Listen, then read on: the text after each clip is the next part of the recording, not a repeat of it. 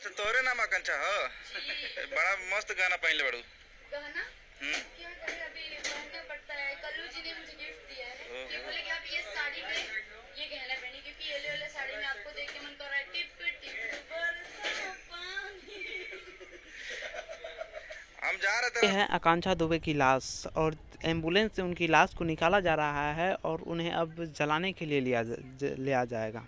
लेकिन आपको बता दें दोस्तों कि कल्लू के साथ वो जिस तरह से मेल मिलाप से बात की थी, उसका आखिरी वीडियो है जो कल्लू के साथ वायरल हो रहा है। कल्लू के साथ वो जिस तरह से बात किया, ऐसा नहीं लग रहा था कि वो किसी भी कारणवश वो आत्महत्या कर सकती है, क्योंकि आकांक्षा दुबे जो जिससे लव स्टोरी करती थी वो है समर सिंह। और समर सिंह जो कि आकांक्षा दुबे के मौत के बाद उनका फ़ोन बंद आने लगा, लेकिन सभी को शक होने लगा उन्हीं पे।